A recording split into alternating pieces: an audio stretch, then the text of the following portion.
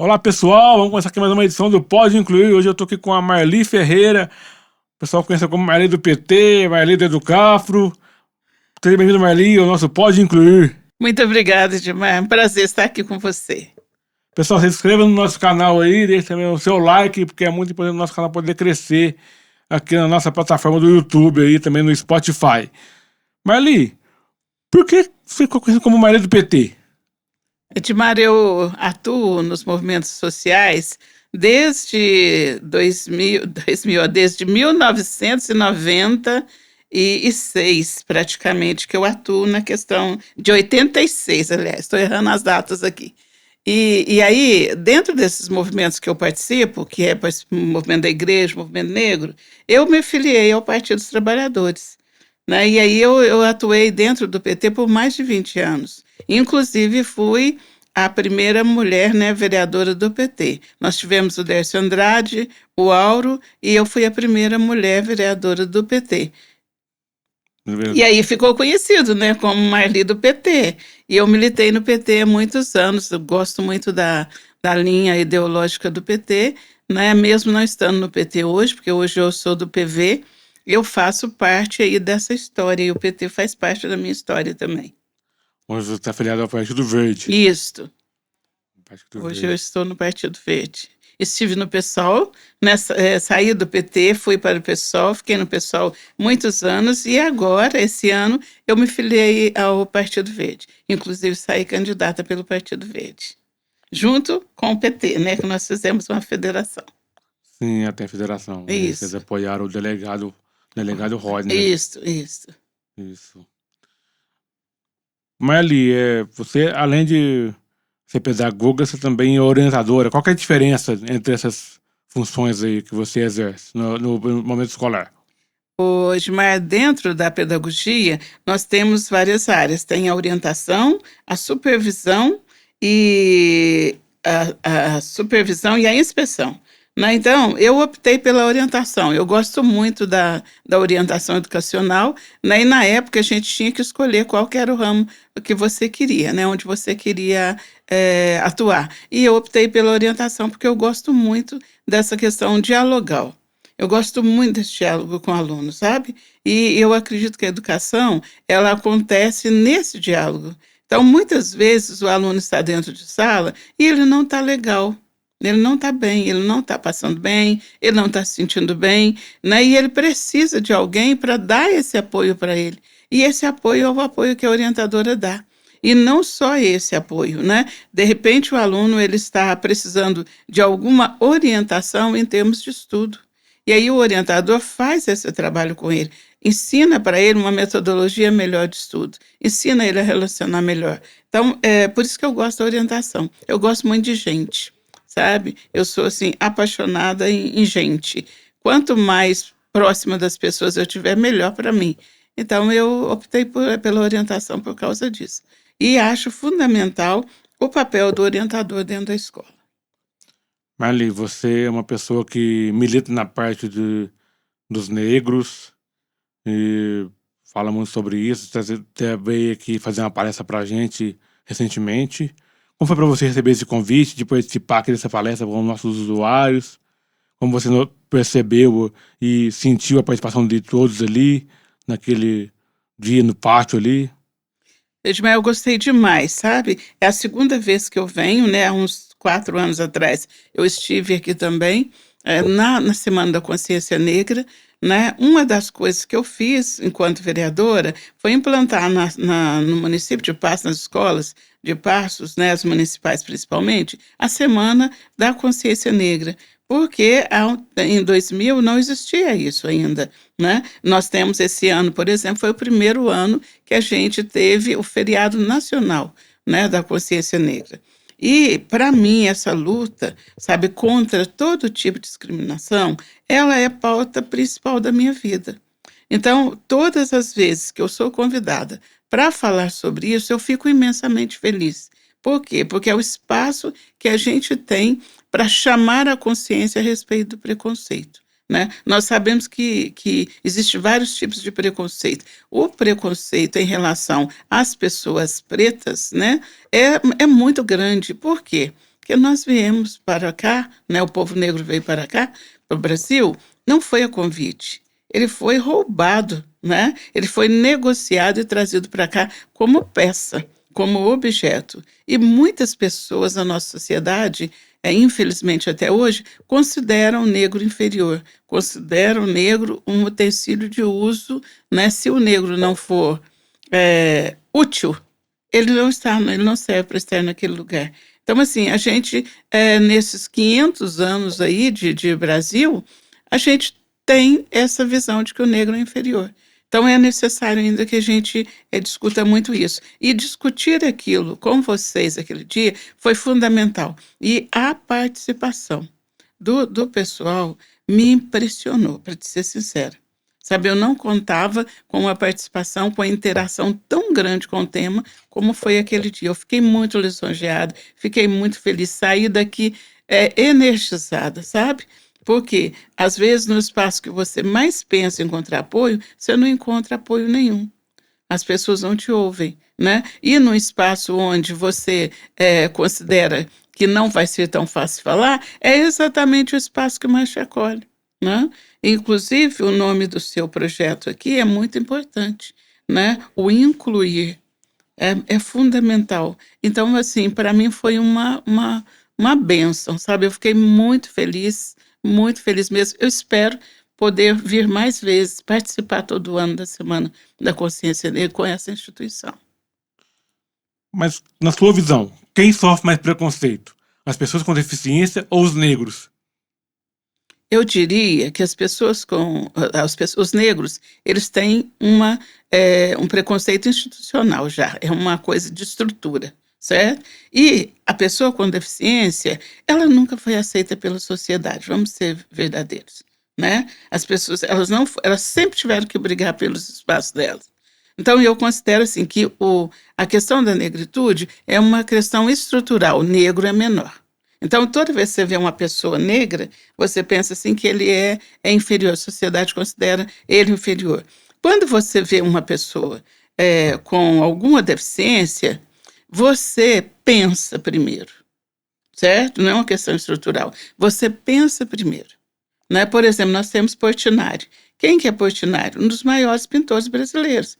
Portinari tinha uma deficiência na perna, né? E ele era uma pessoa que foi incluída totalmente na sociedade, certo? E eu acredito não tenha sofrido tanto preconceito quanto uma pessoa que tenha uma deficiência cognitiva, por exemplo, sabe? Então, eu não avaliaria como quem sofre mais ou quem sofre menos.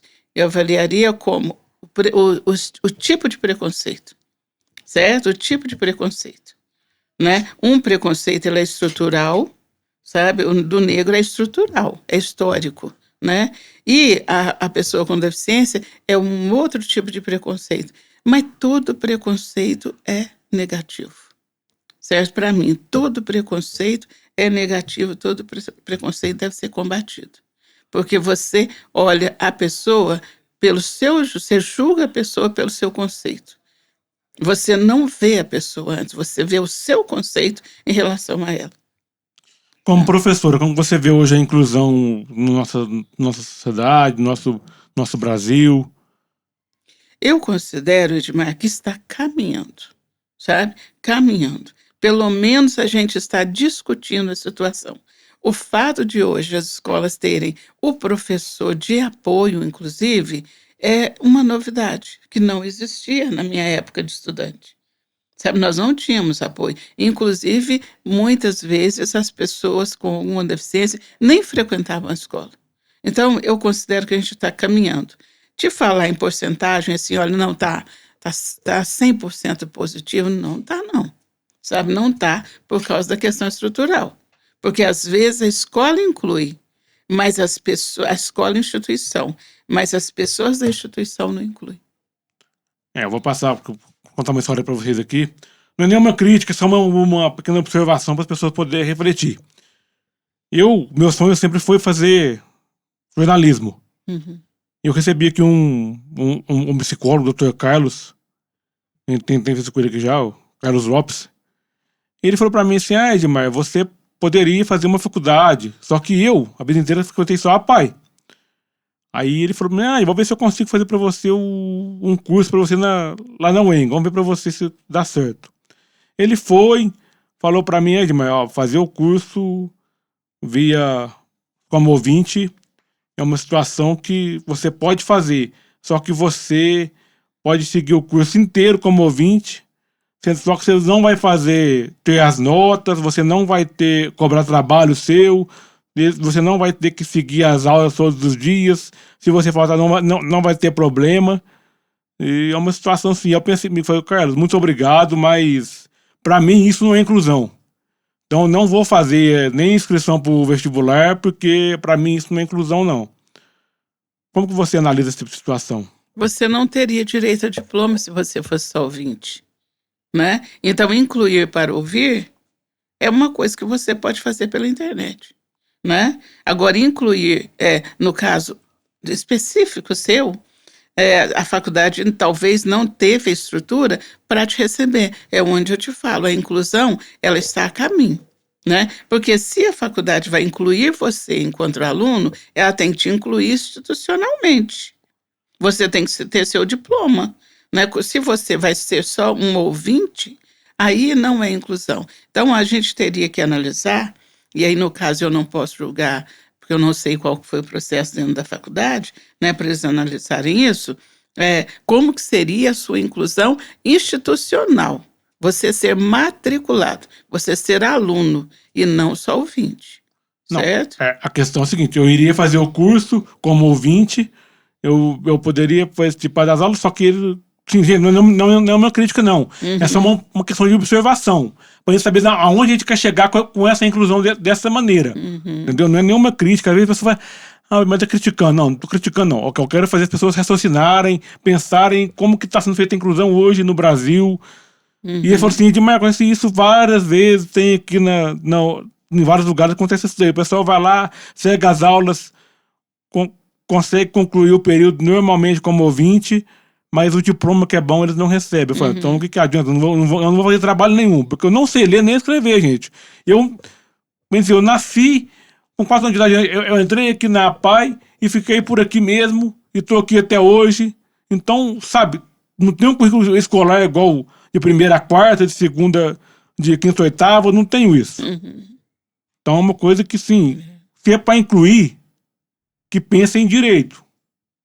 Porque para oferecer um curso como ouvinte dessa maneira, para mim não é inclusão. Como eu disse pro Dr. Carlos, agradeci ele, muito obrigado ele ter feito esse favor para mim de ver lá se teria possibilidade, o Dr. Carlos Lopes, mas não teve condições de fazer o quê? Eu não vou ficar aqui lamentando, não. É só um comentário para você ter uma noção do que é a inclusão hoje no Brasil.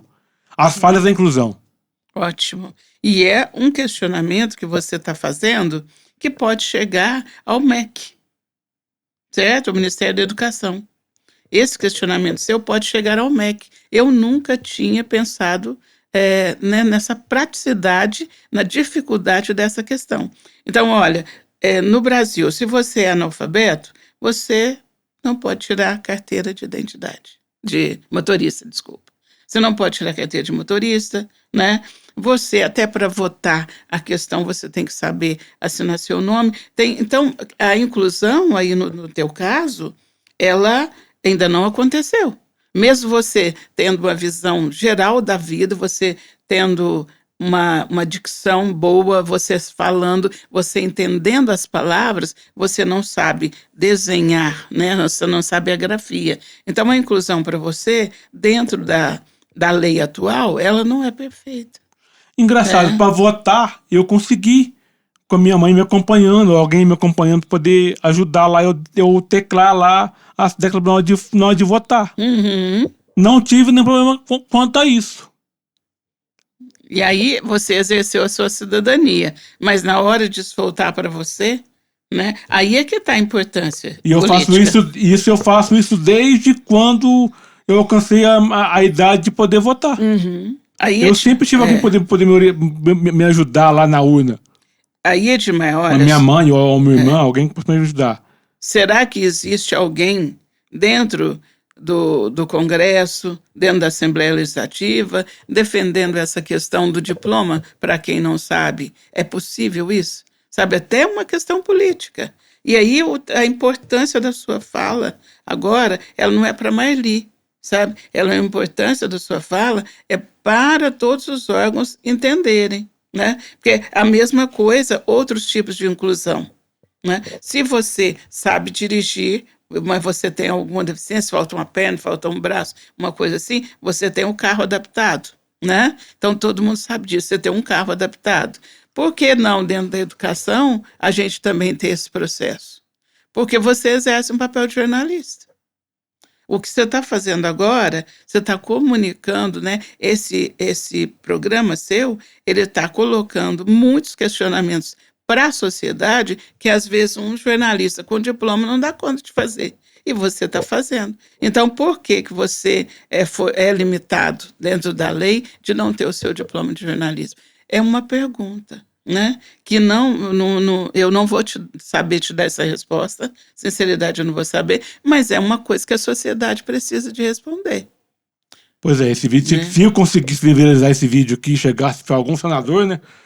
Para algum Quem sabe? para algum senador, para algum deputado a nível federal aí, quem sabe que é na mão de algum deputado que é importante, que pode pensar num projeto futuramente para poder melhorar a inclusão de fato. Exato, exato. Né? E aí é por isso tão importante o que você está falando e tão importante esse órgão. Sabe por quê? Se a gente não tem voz, se a gente não fala, o outro não escuta. Eu tenho assistido os seus projetos aí e o que eu tenho aprendido, por quê? Porque sua pergunta é direta. Você não faz curva para fazer uma pergunta, né? Você muitas vezes o jornalista, quando ele vai conversar com a gente, ele está dentro do sistema que ele é determinado as perguntas dele. Você não, você é livre para fazer as perguntas. Talvez você seja hoje o jornalista mais, como diz, que mais merecia o nome, porque você não tem barreiras para perguntar. Entendeu? Enquanto muitos que exercem esse papel, eles são obrigados a seguir uma norma, um roteiro, e você não.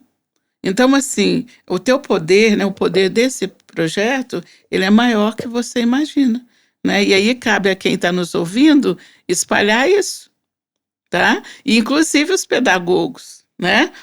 Hoje, por exemplo, dentro da escola, a gente coloca uma criança dentro de uma sala de aula e ela recebe seu diploma de conclusão de curso. Né? Dentro das limitações dela, ela pode receber o seu diploma de conclusão de curso. Então, o que proíbe a gente seguir em frente nessas outras coisas, até dentro da universidade? Pois é, aí a gente pensa como que é a inclusão hoje em dia. Aí eu te pergunto, Marli, você pediu para casa alguma coisa de... Edmar, qual vai ser a pauta da entrevista? Você me pediu isso? Não pediu, né? Pois é, então as pessoas que vêm aqui, elas têm que ter uma noção que a gente... tem aqui eu tento fazer o máximo que eu posso, tudo na base do improviso, do que eu conheço o mínimo da pessoa, pra gente poder bater um papo legal, pra pessoa dar a opinião dela, pra pessoa se expressar, pra pessoa conhecer a outra pessoa também, melhor. Porque, sinceramente, acho que eu lembro de você ter ido na rádio poucas vezes. Não lembro de você falar muita coisa. Não me procuram muito, não, porque eu sou bocuda. Né? Talvez, Edmar, porque a gente tem um posicionamento, certo? E a gente questiona. Então, muitas vezes a pessoa que questiona, ela não é muito procurada, não. Tá? Não é muito procurada. Por quê? O que é o questionar? O questionar é te tirar do teu lugar de conforto. Você acabou de me tirar do meu lugar de conforto. Sabe? Você me tirou totalmente. E eu acho que muita gente você já tirou do lugar de conforto. E muitas vezes a gente não quer sair do lugar nosso de conforto. Sabe? Ninguém, principalmente quem está no poder, né? Não quer sair do lugar de conforto, não quer ser confrontado. Então você pode convidar pessoas assim, ó, de vários movimentos aqui, e às vezes a pessoa não quer ser questionada, né? E por que eu não... Eu te conheci aquele dia do nosso encontro aqui, né, no APAE, e foi muito legal, que uma das coisas que eu sempre proponho nas minhas falas é o seguinte: eu tenho que aprender. sabe? Não é eu te ensinar, é eu aprender. Quando eu te passo um conhecimento, quem mais aprende sou eu. Eu não gosto de ir para por exemplo, para um encontro, eu não gosto de chamar de palestra, para um encontro sem me preparar para aquele encontro. Por quê? Porque eu sei que eu não estou falando para pessoas, como é que fala? Uma cadeira. Eu não estou falando para uma cadeira, eu estou falando para pessoas que vai me ouvir e vai sentir o que eu estou falando. E aí, a partir do momento que ela sente, ela questiona. Certo? Então, toda vez que eu sou chamada para algum lugar, eu me sinto muito grande no sentido de sair maior. Sabe por quê? Eu me preparo para aquele espaço, igual eu me preparei para aquele dia, só que a resposta de vocês foi muito maior do que eu imaginei. Eu saí daqui com muito mais coisas do que eu entrei. É igual essa entrevista. Eu nunca tinha pensado nessa questão, né? Simplesmente se fecha a porta para o, entre aspas, analfabeto, porque analfabeto é colocada a pessoa que não sabe ler e escrever. Mas e a cabeça, e o pensamento, É. né? Então tem muito mais coisa para ser discutido. Eu não tinha ainda sido questionado em relação a isso. Então, você viu que eu te mandei mensagem pra você de texto, não foi? Uhum. Então, hoje em dia tem tecnologia pra isso, pra tudo. Como é que eu faço lá? Eu vou lá, pego meu celular, eu digito por voz, o celular vai escrevendo. Então a gente vai fazendo as coisas da maneira que a possibilidade tem essa tecnologia para poder ser usado. Então eu vou usando Uhum. para isso. Então quando alguém manda mensagem de texto, eu vou lá e clico, o celular vai lá e para mim a mensagem, a não ser quando a pessoa manda um monte de coisa abreviada. Aí me deixa louco. Porque o Bom celular... saber, é uma informação legal, Não, para qualquer né? pessoa que tem texto visual, se você mandar um texto abreviado, Uhum. para ler ele é terrível. É. Entendeu? Porque fica lendo lá com outras coisas que você não consegue entender direito. Quando que você conheceu a Rosane? Como que surgiu essa amizade? Ô, Edmar, eu voltei para Paz porque eu estive 5 anos fora de Paz, quando eu estive no convento, eu fui religiosa. Eu voltei para Passos em 84, né, e aí eu conheci a Rosane em 85. A Rosânia faz parte da minha história pessoal, enquanto amiga, e também faz parte da minha história política, da minha história de luta dentro da educação.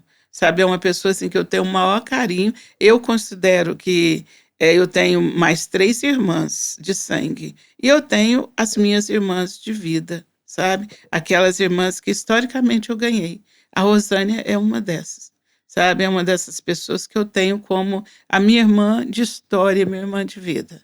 Eu amo aquela pessoa. Sabe, assim, a gente trabalhou junto, acompanhou o processo junto, nossos filhos cresceram juntos, sabe? Então, assim, inclusive nossos filhos, eles se consideram primos. E ai de quem falar que não são primos. Por quê? Porque historicamente eles são primos, eles viveram a vida inteira assim como nós vivemos a vida inteira, esse de 85 para cá, como irmãs. Nossa amizade vai fazer 40 anos ano que vem.